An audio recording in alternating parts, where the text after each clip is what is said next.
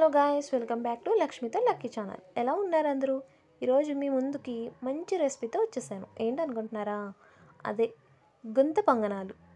మన బొంబాయి రవ్వతో గుంత పొంగనాలు ఎంత ఈజీగా టేస్టీగా చేసుకోవాలో ఇప్పుడైతే చూసేద్దాం. ఫస్ట్ చూసే ముందు నా ఛానల్ అయితే సబ్స్క్రైబ్ చేసుకోవాలి కదా, అదే లక్ష్మితో లక్కీ ఛానల్ని. సో వెంటనే సబ్స్క్రైబ్ చేసేసుకోండి. మనం ఇలా బొంబాయి రవ్వని తీసుకున్నాం కదా, సో అందులోకి దానికి కావాల్సిన ఇంగ్రీడియంట్స్ కూడా చూసేయండి. కరివేపాకు, అల్లం, పచ్చిమిర్చి, టమోటా, కొత్తిమీర, అలాగే ఆనియన్స్. ఇవన్నీ చిన్నగా కట్ చేసుకోవాలి. చిన్నగా కట్ చేసుకుంటే వెంటనే అవి ఆ రవ్వలో వేసేసుకోవాలి. ఆ రవ్వలోకి ఒక చిన్ని గ్లాసుడు పెరుగు కూడా వేసేసుకోవాలి. అలాగే టేస్ట్కి సరిపడా సాల్ట్. సో అవి వేసుకున్నాక వెంటనే కలిపేసుకోండి. కలుపుకునేటప్పుడు అందులోకి ఒక చిటికెడు వంట సోడా కూడా వేసేసుకోవాలి. సో వేసుకుని బాగా దాన్ని కలుపుకోవాలి. సో అది నూక చాలా మెత్తగా సాఫ్ట్గా కూడా అయిపోతుంది. ఒక 5 to 10 మినిట్స్ దీన్ని పక్కన ప్లేట్ పెట్టి పక్కన ఉంచేసుకోవాలి. సో ఇలా వాటర్ పోసుకొని సాఫ్ట్గా కలిపేసుకోవాలి. ఈ రెసిపీ కానీ మీకు నచ్చినట్లయితే మాత్రం కామెంట్ సెక్షన్లో కామెంట్ మాత్రం చేయండి, మర్చిపోవద్దు. సో ఇలా కలుపుకున్నాం కదా, దీన్ని 5 to 10 మినిట్స్ వరకు పక్కన పెట్టేసుకోవాలి. సో దీంట్లోకి మనం ఆ 5 to 10 మినిట్స్ అయిపోయిన తర్వాత పోపు వేసుకుని కలుపుకోవాలి. పోపు కొంతమంది వేసుకుంటే వేసుకోండి, లేకపోతే లేదు.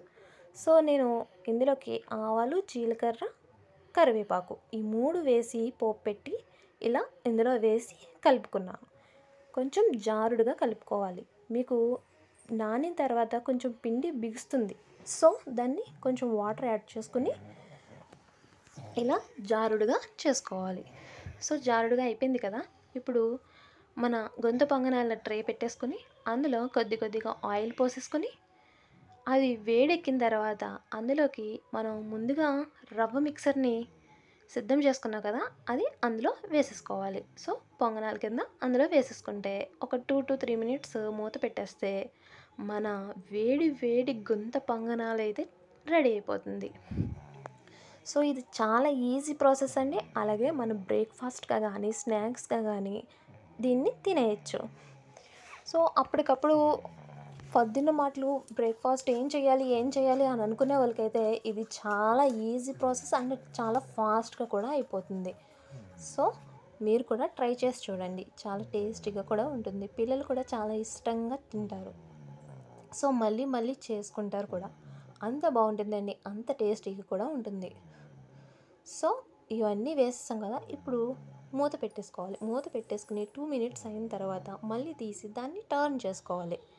సో చూడండి అవి బ్రౌన్ కలర్లోకి వస్తున్నాయి కదా, సో దాన్ని మళ్ళీ టర్న్ చేసుకుని మళ్ళీ మూత పెట్టేసుకుంటే వేడి గుంత పొంగనాలు అయితే రెడీ అయిపోతున్నాయి.